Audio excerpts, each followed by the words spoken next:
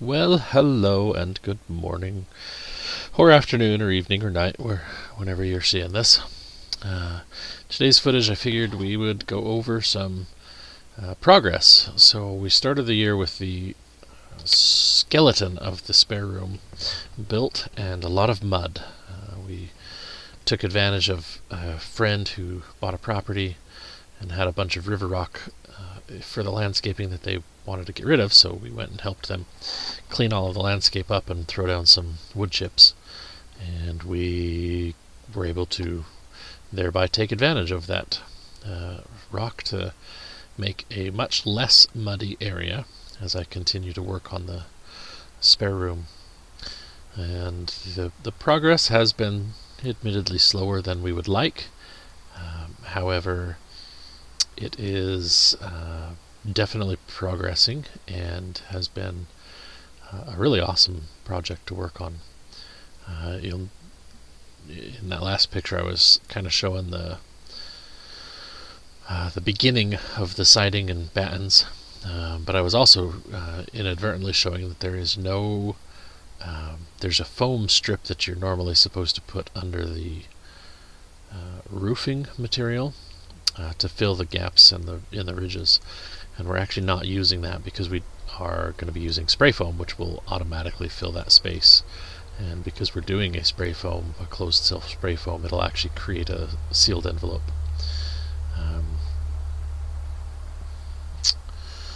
The lumber, most of the structure was built out of Doug fir. There is some noble fir in there. All of the siding has been made out of cottonwood. That's why the overhang is much more significant than normal, but I personally like having a bigger overhang anyway, because I want the water to fall as far away from the structure as possible. So that's actually a 3-foot overhang by design.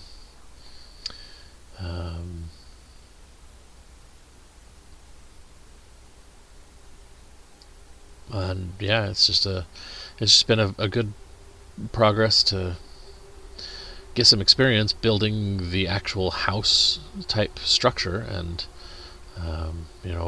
doing a lot of things that I've known how to do for a long time, but haven't necessarily done personally by myself, designing it, from scratch and figuring out all the details. It definitely gives some added value to an architect's design if they are well designed and have proper measurements and everything. There's definitely some value to that. So here we've finally got the siding up on most of, like, on half of it, and all of the two sides. And that's kind of when it started to really feel like it was actually beginning to be a livable space. So that was a lot of fun to get to this point. And one of the nicest things about it is that it feels so much more roomy than the camper has ever felt. And here we've got the start of the floor, and so we're getting the subfloor all down. And that's been one of the biggest challenges, actually, has been waiting for the lumber to dry. So we're using green lumber, milling it all ourselves, but we've been waiting all summer for the subfloor to dry, so that it can get down to a point where we can do insulation. And so the next major step for the structure is that we'll need to get the spray foam insulation, although that's actually the major cost of the structure, but it'll be worth having properly insulated once we get to that point and are actually living in it. So here we've got all of the subfloor down, and the amount of stress relief from being able to actually walk around, not worrying about falling through the floor, was immeasurable. I remember the first time I was able to stand in a corner and think I'm just standing here. I don't have to worry. I'm not trying to balance or anything like that. Like, I almost burst into tears because the stress relief was just so immense. The trim has definitely been one of the bigger challenges for me. Lots of fine details, and because it's all roughs on, I admittedly have not been as accurate as I should probably be, but it's a learning curve, and I am getting better as I go. And then the next step at the moment is to frame in the windows and actually build some window shutters, but we'll get to some video footage here real quick. I've gotten a few questions about how we handle water, and at the moment we don't have a well yet. We are working on hopefully getting a well and septic system installed this year, this fall. But we'll see.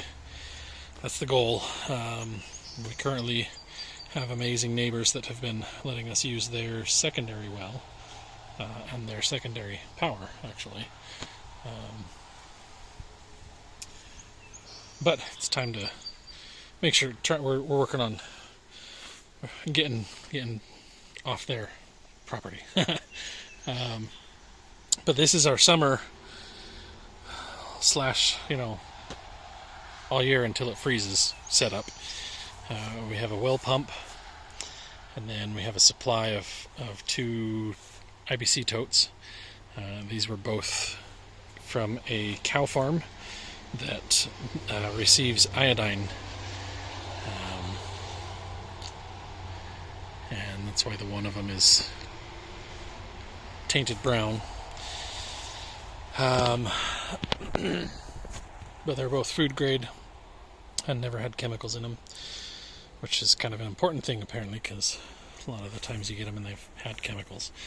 But then we have a 80-gallon pressure tank, and these are connected together. But I was just out here getting ready to fill some water bottles, and thought I'd show this. So we've got a hose, and we can connect this food grade hose up to the rest of our food grade hoses when we need to fill these. And it takes a few hours to fill. But then it's just connected up here. We don't have to worry about it. On this side, I actually have a vent system. So I've got it so that I can fill from here as well without having to modify it, but I can take the union off. This way, if it overflows, it's going to overflow out through the vent. And to be honest, I don't remember why I decided I needed that. But I've got a shut off so I can close it off if I ever need to fill from this. And then the tarp was something I used to just block sunlight so that we don't have to worry about algae growth. Then if we come around the front here, you can see we've got a manifold, and I just got everything hooked up the other day, so I'm keeping an eye out for where I need to double check for leaks since it's freshly set up this year. And it looks like I do have a little bit of a leak here, and a little bit of a leak from up here. It looks like I might need to tighten something on that side too. But we've got a manifold for distribution, and we've got a manifold for combination, basically. So if I ever need to clean one out or disconnect something, I've got a shut-off valve on each, and then ball valves so that I can assemble and disassemble, or sorry, not ball valve, unions. I'm a big fan of using unions and ball valves. There's a union attaching pretty much everything, which does present a slight weak point in some of the devices, but it allows me to disconnect and connect whatever I need whenever I need. Yeah, there's definitely a fresh strip there, right there, so I will have to fix that. But input comes in, there's a one-way valve that comes up into the input on the pump, then the output of the pump comes out, there's a one-way valve and a ball valve, and then it comes down into the manifold and I can shut each one off. So this one is currently going out to our rabbitry. This one goes to our camper, so it's got a pressure reducer. And we've got another one that goes to our garden. Oh, that's this one because it's got a timer and a pressure reducer. And then I've got another one that's just a hose that goes down to be able to water some shrubs and trees that we transplanted last year. But we can use that for whatever we want. And so this is ready to get put in a barn, which is what we were supposed to be doing last fall, but the county and life didn't go that way. So it is what it is. This was something of a little bit of a challenge here. We had our sewer line, which we use for our gray water, deteriorate, which I guess after 4 years of being out in the sun, they're not built for that. So we've got some ADS plastic connected up to the gray water, and then that just goes out and drains into our ditch. And then when we get ready to dump, we use a transfer tank, which is what's in the trailer at the moment, and we'll connect this macerator pump, take care of all the black, pump it into the top of the tank, take it to the state park, and pay $5 to dump. And then we'll put the gray line back on, because we don't care if the gray line goes out. It's just going to ultimately feed the forest. So like I said, it just comes over here and dumped out into the ditch. And you can see this is the hose that goes over to our rabbitry. So that's our current water setup, and we'll see. We're working on making sure we get something built this fall, hopefully. We're currently waiting on a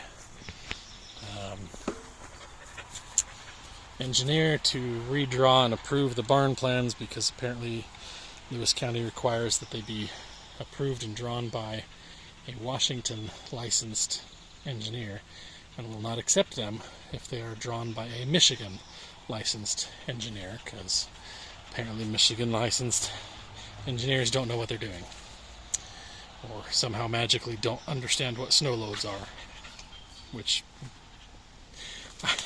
I don't know. Anyway, that's where we're at. So yeah, I'm gonna go cut up and take care of some trees, and see if I can get some more digging done. So we were able to start gaming. This is our little gaming setup for my D&D campaign that I'm currently running, and we set some speakers up so we could have some ambient music using Sirenscape. And then we'll get a little bit of a video footage here too.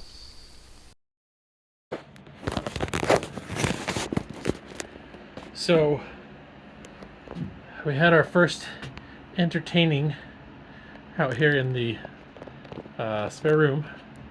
We actually had some dinner afternoon food plans over in the pavilion, and then we moved out here and we played through part of our... Oh, my mouse didn't wake up. Why not? I played through the my Rockshore Lake story, and this was actually pretty cool. So we had the laptop for me to actually do the work on and whatnot. And then we had the this is one of the monitors from our karaoke setup that I brought out and hooked up. Then we hid the speakers up here so they were out of the way, up there with my tools, and sat around and had some cobbler and ice cream, and had a good old time playing some D&D out here. So it was a good afternoon, and that actually worked really well because, like I said, I could look at all of the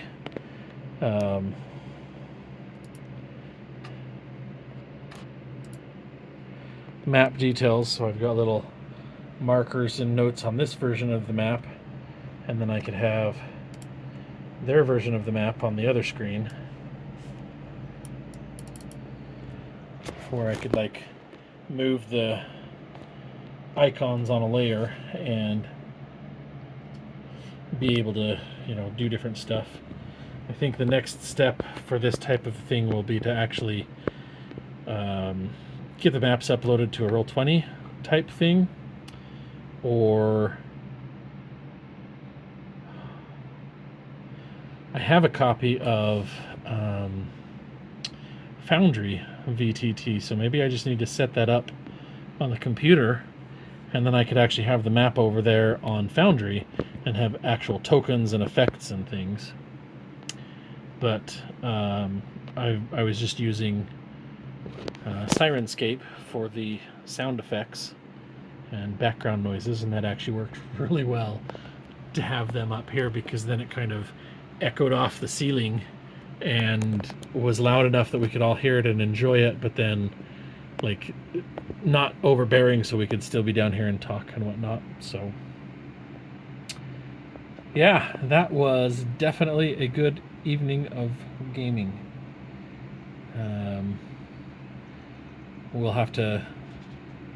We'll see how things go when we get further along, but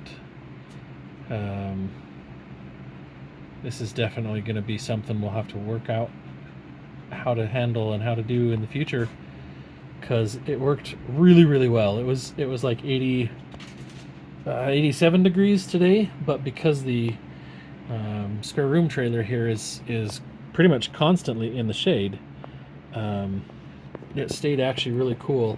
And I had two fans, one on either side, one on either window, blowing in just on low, and that was enough that it actually stayed really quite comfortable in here. So that was a lot of fun. It was a good time. And Dungeon Alchemist, it has been pretty awesome. These are maps that were made with Dungeon Alchemist.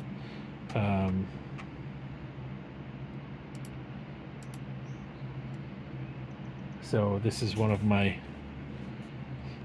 farm producing cities, and there's lots of little buildings, lots of little fields, walled in, protected fields. This is my little cabin, bandit cabin, that they had to get in with some notes here for like tripwires and rock slide trap. And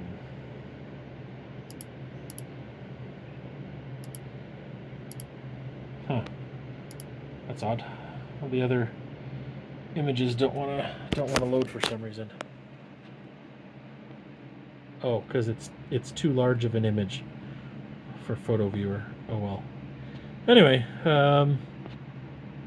yeah, that was our Sunday afternoon, and oh, Kitty has found a plate with some ice cream on it. Anyway, peace out. Catch you guys all later. Alright, so when we did that in July, it wasn't quite finished, so I've been trying to make sure we got everything finished up for this month, for the end of August and September for visitors coming. So we got everything cleaned out and we've been experimenting with some different setups.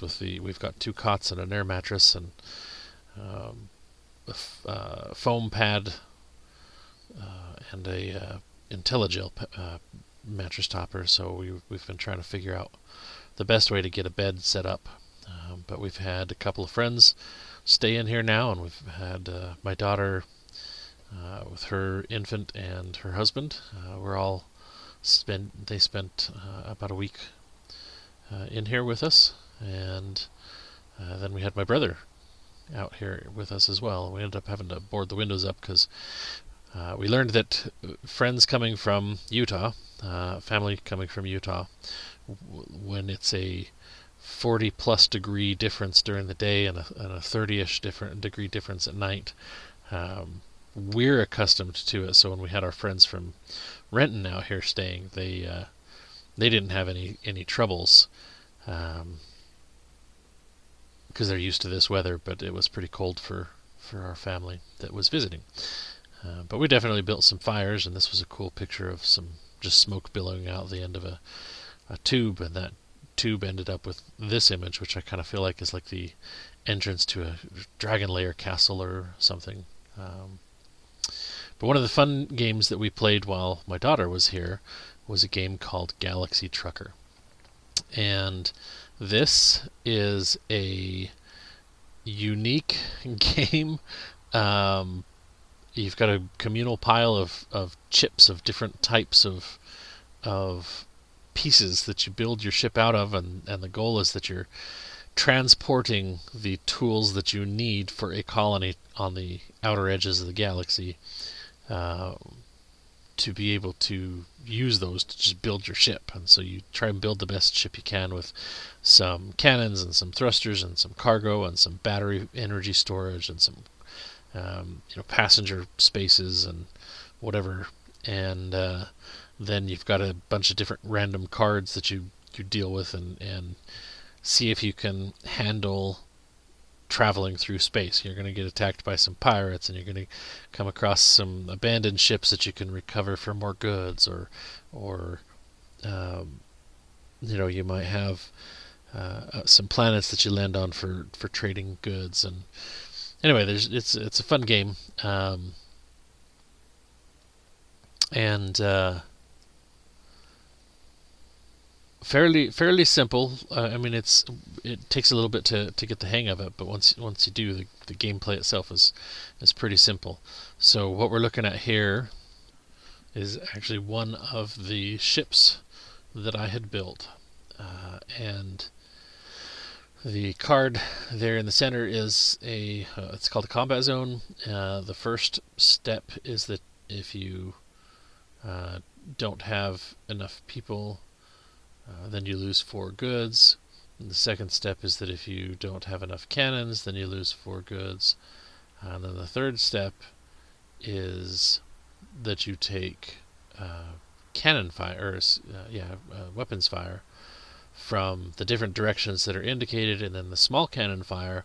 If you have shields, you can use your shields to protect against, but the 2 up arrows are large cannon fire, and there's no way to defend against those.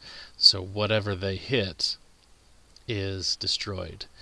And in this particular case, you roll 2 die.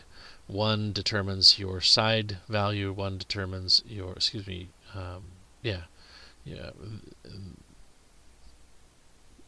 you roll them, and they determine which position is destroyed.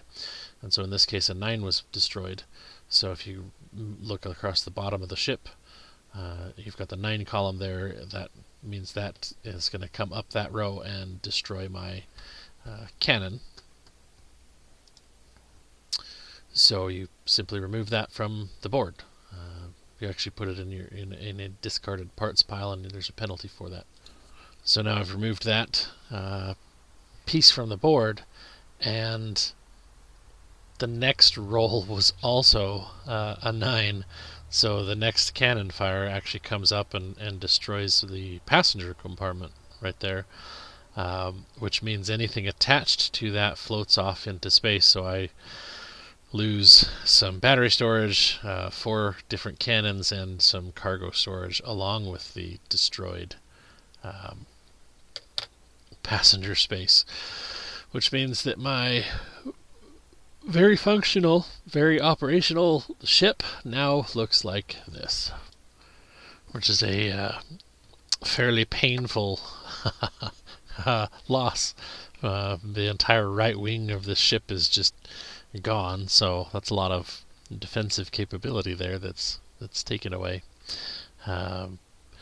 But again, like I said earlier, the cards are random, and you just kind of keep playing. So the very next card, we'll show that here, was the Slaver's card. And on this particular card, if you don't have 8 cannons, which I only have 1 now,